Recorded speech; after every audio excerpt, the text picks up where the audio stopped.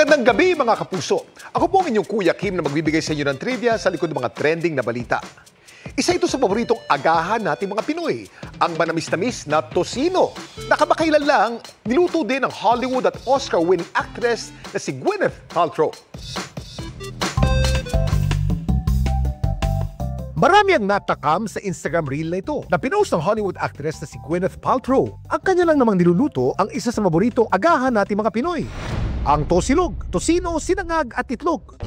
Ang kanyang tosino na siya mismo ang nag-marinate inspired ng isang online recipe. Habang ang kanya namang sinangag o fried rice, healthy.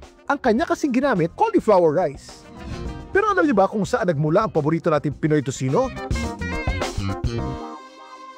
Kuya Kim, ano na?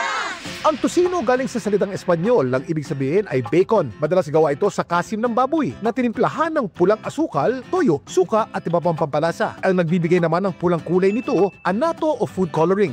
Ang lalawigan ng Pampanga tinuturing na home of tocino. Ang putahe kasi ito, pinaniniwalaang sa probinsyang ito na imbento. Because ng Pampanga na walang dagat, mainly ang food sa Pampanga is meat. One of the methods of preservation of food is through. So, or sometimes we air dry food. At ang unang naghain nito, si Lolita Hizon.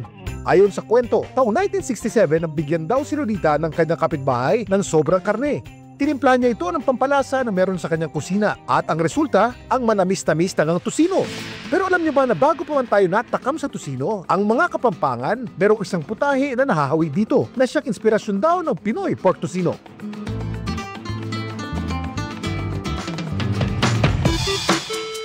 Ang pindang ay isang uri ng pagpreserba sa karne sa pamamagitan ng pag-marinate dito. Pero original na kahulugan ng pindang ay tumutukoy sa hugis ng karne na nakastrips na parang sa bacon. Isa rin itong verb ng ibig sabihin hiniwa ang karne nito into strips.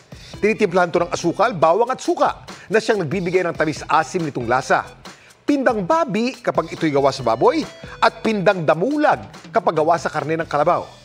May naniniwala ito raw ang inspirasyon ng tocino. Pero may ilan namang nagsasabi na ang tocino at pindang hango sa isang mas matandang putahe ng mga Kapampangan na kung tawagin ay burong babi. Tikman po natin to.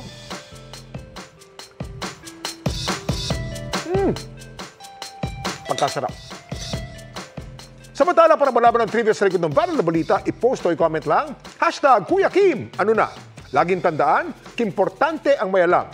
Ako po si Kuya Kim at sagot ko kayo 24 oras.